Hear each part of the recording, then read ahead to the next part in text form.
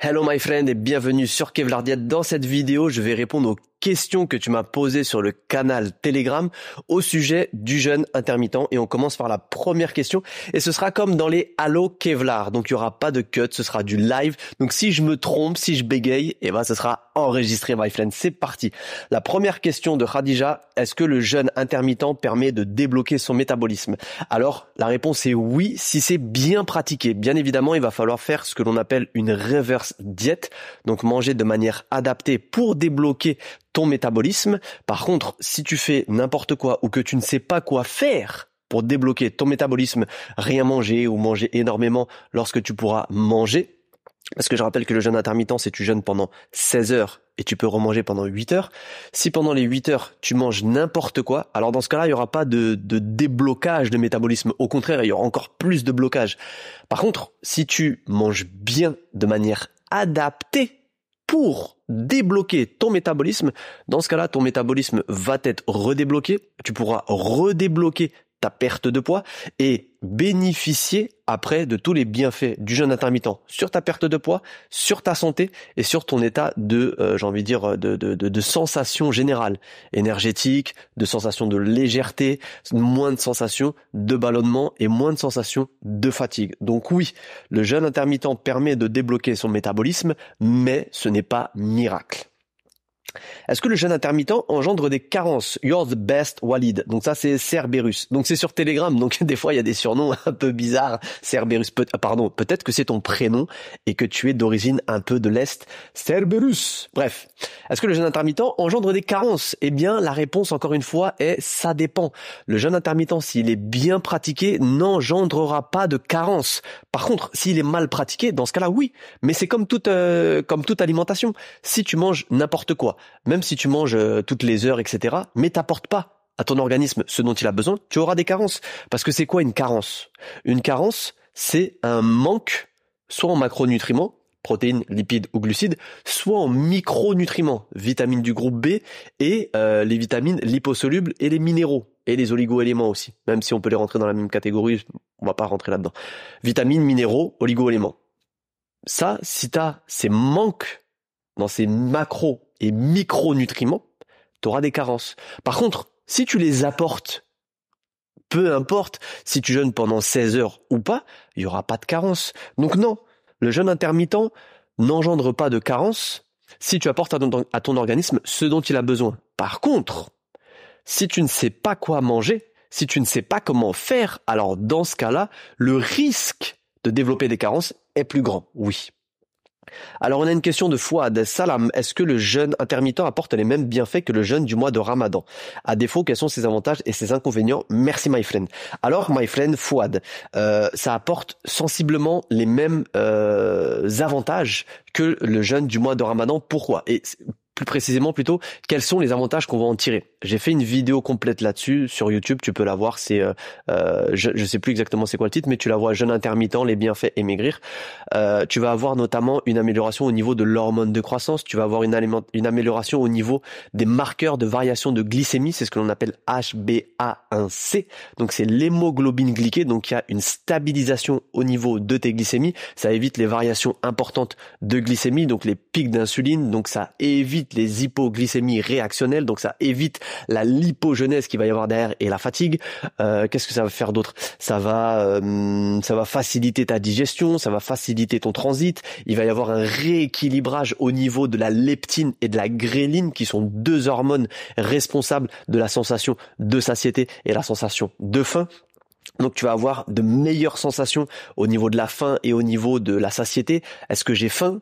Est-ce que j'ai envie de manger? Est-ce que là, j'ai plus envie de manger? Si toi, tu avais du mal à faire cette distinction-là, donc là, tu vas pouvoir en profiter. Donc oui, on va conserver ces bienfaits-là, le renouvellement cellulaire aussi, la diminution du stress oxydant. Donc oui, my friend, on va conserver tous ces bienfaits-là. Oui. Alors, on a une question de So Lunchbox. Au niveau sportif, y a-t-il des avantages à faire le jeûne intermittent? Eh bien, encore une fois, ça dépend. La réponse, tu vas voir que il y a sur Internet, sur les réseaux sociaux, les gens, ils aiment bien donner des réponses tranchées. c'est comme ça, et puis tu sais, comme ça, ils s'érigent un petit peu en gourou. Moi, j'aime pas faire ça, et je préfère apporter toujours de la nuance pour t'apporter toutes les réponses possibles, et que toi, tu aies toutes les opportunités de réfléchir et te dire, ah ouais, ça peut fonctionner pour moi, ça peut ne pas fonctionner pour moi, je comprends le mécanisme, et comme ça, tu apprends des nouvelles choses, plutôt que d'être, entre guillemets, dépendant de quelqu'un qui te dise, oui, non. Non, là, comme ça, tu peux penser par toi-même. Donc, au niveau sportif, ça va dépendre. Si tu es un sportif je prends l'exemple du sportif de haut niveau qui fait de la compétition ou quelqu'un qui s'entraîne énormément, très difficilement. Là, c'est entre guillemets de la préparation spécifique. Donc, le jeûne intermittent, les conseils que je vais pouvoir te donner, ça rentre pas dans cette case. Là, c'est une préparation spécifique. Soit voir avec ton préparateur, soit vois tout simplement en fonction de ta pratique. Là, ça rentre pas dans ce cadre-là. Là, on rentre dans le cadre c'est comme pour les personnes qui ont des pathologies. C'est pas du tout le même cadre. Les personnes qui ont des pathologies, les sportifs de haut niveau qui font énormément de sport, on rentre pas dans cette catégorie-là. Maintenant, on va parler du sportif, on va parler du sport, de la pratique du sport, entre guillemets, de loisir. Alors là, encore une fois, il y aura une nuance à apporter. Si ton sport, c'est tu vas courir, tu fais du foot, tu fais un petit peu de vélo, tu fais un petit peu de danse. Dans ce cas-là, il y a pas de, j'ai envie de dire, il n'y a pas de contre-indication. Au contraire, il y a même des personnes qui disent pendant lorsqu'ils jeûnent, ils se sentent beaucoup mieux, ont de meilleures performances. Donc ça va dépendre. Par contre, si tu me dis, je fais des fractionnés de ouf, je fais du crossfit, on fait des WOD de malade. C'est pas forcément la meilleure des manières de vouloir perdre du poids. Si ça ne te convient pas, parce qu'encore une fois, il y a des personnes, ça convient parfaitement. Mais le fait d'être à jeun, et pareil, si tu fais des séances de cardio, trail, que tu vas courir pendant 2 heures, tu fais des ascensions, etc., c'est pas forcément adapté. Ton corps, il aura besoin d'énergie directement disponible. Si tu fais des trucs très, très, très, très, très intenses, et que ton corps n'est pas préparé, c'est pas forcément intéressant. Par contre, si c'est une pratique, j'ai envie de dire, faible ou modérée, là, ça peut être intéressant, mais c'est du cas par cas. Moi, personnellement, l'entraînement à jeun, c'est pas forcément ce qui me réussit. Par contre, j'avais suivi des athlètes, notamment au JJB et en lutte, qui disaient que lorsqu'ils étaient à jeun, ils étaient mais beaucoup plus performants. Et pareil aussi, c'est pas des personnes que moi j'ai suivies, mais c'est des personnes auxquelles j'ai eu leur témoignage, qui faisaient des sports d'endurance et qui disaient qu'en étant à jeun, elles se sentaient beaucoup mieux. Donc ça dépend des personnes. Une autre question de Leïla. Les compléments alimentaires coupent-ils le jeûne intermittent? Très bonne question. Complément alimentaire sert à compléter ton alimentation. Donc normalement, si ton alimentation elle est bonne, t'as pas nécessairement besoin d'en prendre durant le jeûne intermittent. Mais si tu souhaites en prendre, dans ce cas-là, ce que je vais te conseiller, c'est d'éviter de prendre les compléments alimentaires qui t'apportent de l'énergie. Protéines, lipides ou glucides. Tu vas dire, ah bon, il y a des compléments alimentaires qui apportent des lipides, du gras? Oui, les oméga 3 par exemple. Donc cette catégorie de compléments alimentaires, je vais te déconseiller protéines, lipides et glucides. Glucides, ça peut être maltodextrine, dextrose, etc., etc. Pourquoi? Parce que tu vas couper ton jeûne. Le jeûne, c'est le fait de ne pas apporter d'énergie, de calories. On peut boire, tu peux boire aussi du thé, du café, il y a pas de souci. Mais dans ce cas-là, je vais te déconseiller d'avoir ceux qui t'apportent de l'énergie. Qu'en est-il maintenant? Des micronutriments comme les complexes de vitamines, vitamine C, magnésium, etc. Tu peux les consommer, mais ça reste des compléments de synthèse. Aussi meilleure qualité soit-il, comme le bisglycinate, etc., ça reste de synthèse. Du coup, c'est hors de la matrice de l'aliment, et donc ce sera un peu moins bien assimilé que si tu les consommais au cours d'un repas. Donc moi, ce que je peux te conseiller, c'est si tu souhaites prendre des compléments alimentaires de cette famille-là, les consommer lorsque tu ne jeûnes pas, donc lors de la période de 8 heures. Et pas d'inquiétude, la vitamine C n'empêche pas de dormir. Ça, c'est un mythe, c'est faux, complètement faux. La vitamine C n'empêche pas de dormir. Tu peux manger des oranges, tu peux manger des kiwis, tu peux manger les poivrons, c'est beaucoup plus riche en vitamine C que les oranges. Et pourtant, quand tu manges des poivrons le soir, tu te dis pas, j'arrive pas à dormir. Donc non, ça n'empêche pas de dormir, pas d'inquiétude là-dessus. Une autre question, alors c'est Selma. Comment faire le jeûne intermittent dans le sens où je sais qu'il faut faire des coupures pour que le corps ne s'habitue pas, pour nous permettre de continuer à perdre, à quel intervalle il faut faire des pauses? Très bonne question, my friend. Alors, c'est comme tout type d'alimentation. Il y a des protocoles à respecter, il y a des méthodes, il y a des cycles à respecter. Et bien évidemment que si tu pratiques le jeûne intermittent avec un déficit calorique qui est costaud, pendant très longtemps, ton corps il va bloquer. Donc il faut faire des phases. Et c'est pour ça aussi que dans le programme qui vient de sortir, Maigrir grâce au jeûne intermittent en 30 jours, il y a 4 phases dedans. C'est des phases progressives pour te permettre de perdre du poids. Moi, ce que je te conseille, Selma, c'est de le suivre pour une perte de poids sur maximum 3 mois. 3 mois, et si on a 4 phases, chaque phase dure 3 semaines. Donc, la phase où tu vas débloquer ta perte de poids dure 3 semaines, maximum. Hein. Tu peux le faire aussi sur une semaine, mais maximum 3 semaines. Ensuite, la phase où tu descends progressivement 3 semaines. La phase où tu descends bien comme il faut 3 semaines. Et la phase de stabilisation 3 semaines. Donc, c'est ce que je te conseille de faire. Une perte de poids, j'ai envie de dire, bien faite en 3 mois, t'es bien. Après, si t'as encore du poids à perdre, si tu perdras très progressivement, mais t'auras pas besoin de faire davantage. Et c'est justement le but du programme Maigrir grâce au jeûne intermittent en 30 jours. Une question de Oussama. Oussama, d'ailleurs, on avait fait un super podcast, Les Déterminés. Très très bien, my friend. Mais j'avais kiffé de ouf. Est-ce que ça finit pas inutile sur le long terme par rapport à l'effet yo-yo? Ça, c'est une question un peu qui reprend la précédente. En fait, l'effet yo-yo, c'est le fait de reprendre ton poids derrière. Si tu as bien fait les choses, il n'y a pas d'effet yo-yo. Comme avec l'alimentation traditionnelle. Si tu fais bien les choses, il n'y a pas d'effet yo-yo. Pourquoi est-ce que tu reprendrais le poids que tu as perdu? Par contre, si tu fais n'importe quoi, si tu ne sais pas quoi manger, si tu te prives énormément, tu sautes des repas, littéralement, au lieu de répartir d'une meilleure des manières, là, il va y avoir un effet yo-yo. Et justement, si toi, tu sais quoi manger, tu as les bases de la nutrition, il n'y a pas d'effet yo-yo. Ou que tu as un guide qui t'explique exactement de A à Z quoi faire, il n'y a pas d'effet yo-yo. Par contre, si tu vas comme ça et que tu sais pas quoi faire, c'est comme si je te dis, viens, on fait une randonnée et que t'as pas la carte de la forêt, tu vas finir par te perdre. C'est normal, tu vas te perdre, tu vas dire où je suis, je sais pas. C'est normal. Là, c'est la même chose. Si tu sais pas quoi faire, tu vas te perdre et tu vas finir par faire l'effet yo-yo. Donc non, si c'est bien fait, il n'y a pas d'effet yo-yo. Tout comme si tu as un GPS, t'arriveras à bon port.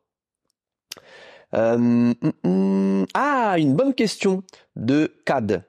Salam, le jeûne intermittent peut-il être meilleur que ton programme 30 jours pour sécher? Car franchement, niveau rééquilibrage alimentaire, je trouve qu'il est top ton programme. Comment le jeûne intermittent peut-il être plus intéressant que ce programme? Alors, la réponse, elle est très simple. Il n'y a pas de méthode meilleure qu'une autre. 30 jours pour sécher, c'est un programme qui est réalisé avec l'alimentation entre guillemets traditionnelle pour perdre du poids. Et pareil, c'est sur 30 jours. Et là, la question c'est, en vrai, lequel choisir? Ça dépend de toi. Les deux sont efficaces, les deux vont te permettre de perdre du poids, mais encore une fois, c'est l'exemple que je donne tout le temps, c'est quoi le mieux? Un monospace ou un cabriolet? Tu vas me dire, ça dépend, si j'ai une famille, c'est mieux que je prenne un monospace, si je suis tout seul, pourquoi pas le cabriolet? Là, c'est la même chose. Ça va être en fonction de toi, en fonction de tes besoins, en fonction de ton mode de vie, en fonction de ce que tu aimes faire ou pas. Il y a des personnes, par exemple, qui ont pratiqué le jeûne intermittent, qui n'arrivaient pas avant à perdre du poids. Et le jeûne intermittent leur a apporté ce petit truc en plus qui leur manquait. Pas parce que le jeûne intermittent fait maigrir davantage. Non, c'est pas ça. Le jeûne intermittent ne fait pas maigrir davantage. Et je suis tout à fait honnête avec toi. Et c'est pas parce que j'ai sorti un nouveau programme que je vais dire si le jeûne intermittent c'est la. Non, il faut être honnête. Le jeûne intermittent, s'il est bien fait, te permettra de perdre du poids dans les meilleures conditions, autant que si tu faisais un déficit calorique classique. Mais là où le jeûne intermittent, c'est, je trouve, super intéressant par rapport à une alimentation classique traditionnelle, c'est que ça va te pousser, ça va t'aider, ça va te mettre dans les meilleures conditions pour réussir à le suivre plus facilement sur le long terme. Donc en fait, les deux méthodes sont bonnes. Sauf que il y en a une qui va te permettre, tu sais, ce petit coup de pouce dont tu as besoin. Et avec le jeûne intermittent, ça va être très intéressant. Après, tu as d'autres avantages du jeûne intermittent, c'est que physiologiquement, tout est fait pour te faciliter. Tu as moins de sensations de faim, tu as plus de sensations de satiété, tu as moins de sensations de ballonnement. Et puis le truc qui est tout bête, si tu pratiques le jeûne intermittent, tu sais que pendant 16 heures, tu ne manges pas. Donc la période où tu manges pendant 8 heures, tu vas bien manger. Et pendant cette période de 16 heures, j'ai envie de dire, le risque de grignotage, la tentation, elle est diminuée. Parce que si tu grignotes, c'est plus le jeûne intermittent que tu fais. Donc si tu fais le jeûne intermittent, c'est que tu ne grignotes pas. Et on sait que le grignotage, c'est l'ennemi de la perte de poids. Donc le jeûne intermittent va te mettre dans les meilleures conditions pour pouvoir perdre du poids. Donc il n'y a pas de meilleur en soi ou autre, ça va dépendre de toi. Et après, toutes les personnes que moi je connais qui ont eu des témoignages le diront. Les personnes qui n'arrivaient pas à perdre du poids et qui ont testé et adopté le jeûne intermittent, toutes elles te le diront. Avant, j'arrivais pas à perdre du poids. Maintenant, avec le jeûne intermittent, pouf, j'ai perdu mon poids, je me sens mieux, j'ai pas repris. C'est indéniable. Toutes les personnes qui ont pratiqué le jeûne intermittent de la bonne manière, elles vont toutes te le dire. Je me sens beaucoup mieux, j'ai plus d'énergie, je mange moins, je suis détaché de la nourriture et je suis plus obsédé par la nourriture. Donc c'est une excellente chose à tester. Franchement, c'est vraiment une excellente chose à tester. Et moi, le premier, à chaque fois que je jeûne, je me dis mais en vrai, pourquoi je jeûne pas plus souvent? C'est vrai, parce que tu te détaches complètement de ça. Donc c'était une excellente question et je trouve que pour tout cela, le jeûne intermittent, c'est vraiment super intéressant. Pour tout ce qui est pathologie, c'est encore une fois CAD. Pour tout ce qui est pathologie, est-ce que quelqu'un qui est diabétique, par exemple, peut suivre le jeûne intermittent? Réponse très importante. Quand tu as une pathologie particulière, diabète, cholestérol, hypertension, arthrite, tout ce que tu veux, demande toujours l'avis au médecin, demande toujours l'avis au diabétologue, demande toujours au professionnel qui te suit. Pourquoi? Parce que nous, regarde, je vais donner un exemple. Nous, on n'a pas accès à ton dossier médical. Moi, à travers l'écran, j'ai pas accès à ton dossier médical. Lorsque j'étais en cardiologie, on a monté un service diabéto avec mon ami Younes. C'était génial.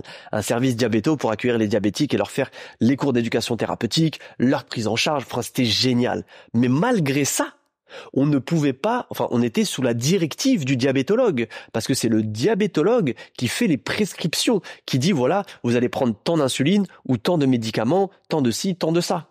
Donc nous, on suit ce que le diabétologue dit. Et le diabétologue, il donne ses prescriptions en fonction du dossier médical de la personne. Donc tu comprends bien que nous, on a monté un service diabéto en cardiologie. Et malgré ça, on ne pouvait pas, ou du moins, on devait suivre ce que le diabétologue disait. Donc t'imagines que c'est pas moi maintenant derrière mon écran, et peu importe qui est derrière son écran, et peu importe son titre ou quoi que ce soit, on ne peut pas te dire tu peux le faire, t'inquiète pas, parce qu'on n'a pas accès à ton dossier médical. Donc ça c'est très important et je précise, je dis vraiment qu'il faut insister là-dessus. Vraiment, j'insiste là-dessus, c'est très important. Demande à ton médecin, demande à ton diabétologue, demande à ton endocrinologue, demande aux professionnels de santé qui s'occupent de toi et qui te suit pour ta pathologie, si c'est possible. La réponse, par contre, bien évidemment, si le diabète est équilibré et qu'il y a le feu vert, mais il n'y a aucun problème à jeûner, au contraire même. Et ça, même des médecins te le diront. Mais c'est du cas par cas. C'est en fonction de ta pathologie, en fonction de ton traitement. Donc, c'est très important de poser, la question au professionnel de santé qui te suit, tout simplement.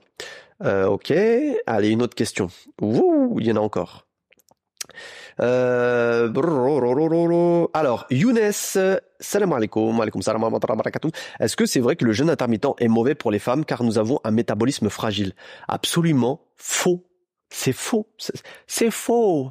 Je ne sais pas qui c'est qui vous dit ça, mais c'est faux. Non, qui a dit que les femmes avaient un métabolisme fragile? Pourquoi? À quel moment? Oh, j'ai failli appeler. À quel moment? Qui a dit ça? Non, ça n'existe pas, c'est faux. Les femmes n'ont pas un métabolisme fragile, tout comme les hommes n'ont pas un métabolisme fort. Ça va dépendre de ce que tu fais avec ton métabolisme, c'est comme une voiture. Oui, cette voiture, en fait, elle a un mauvais moteur, elle casse facilement.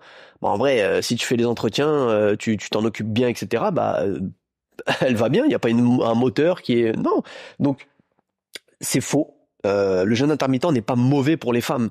Au contraire, je pense, et en fonction de tous les témoignages qu'il y a eu, le jeûne intermittent, il fonctionne davantage sur les femmes, parce qu'il y a ce détachement au niveau de la nourriture qui est plus important et qui est plus bénéfique. Donc non, pas du tout. C'est archi faux.